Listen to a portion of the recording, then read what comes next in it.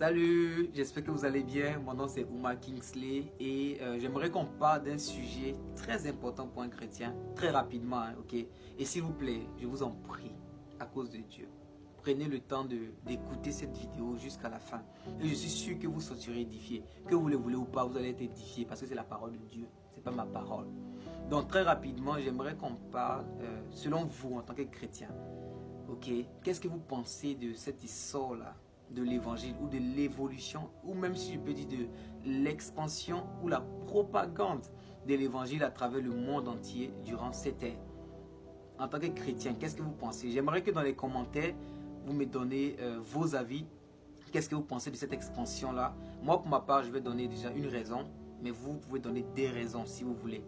Déjà, moi, je pense que cette histoire est la réalisation d'une prophétie annoncée par Dieu à travers le prophète Joël dans l'Ancien Testament, dans Joël 2, le verset 28, et qui a été repris plus tard par l'apôtre Paul dans Acte 2, le verset 17. Je vais lire, comme ça vous aurez une référence biblique. Donc, la Bible dit, dans les derniers jours, dit Dieu, donc c'est Dieu qui parle, je répandrai de mon esprit sur toute chair, sans exception. Vos fils et vos filles prophétiseront, vos jeunes gens auront des visions et vos vieillards auront des songes. Donc déjà Dieu a dit que dans les derniers jours, et nous tous on sait en tant que chrétiens que même les non-chrétiens, hein, quand on dit les derniers jours, ça se rapproche plus de la fin du monde. Ça se rapproche plus du dernier jugement. Donc il a dit dans les derniers jours, je répandrai de mon esprit sur toute chair, vos fils et vos filles prophétiseront. Ici, prophétiser, c'est pas avoir des visions, des rêves, et tu vois un peu, comme on a l'habitude de penser, non. C'est vrai qu'il y a différents niveaux de prophétiser.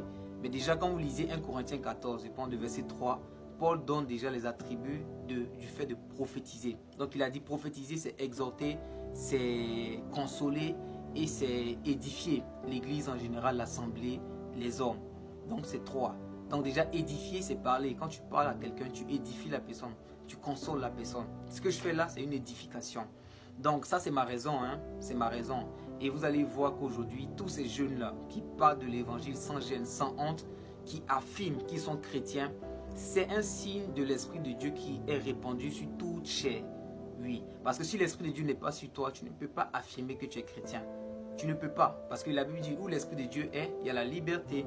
Et Paul a repris, il a dit, car je n'ai pas honte de l'évangile, mais c'est la puissance de Dieu pour le salut à quiconque croit. Vous comprenez?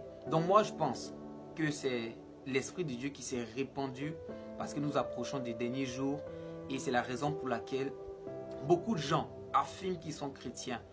Oui, peut-être même sans le savoir. Donc déjà vous, qu'est-ce que vous pensez?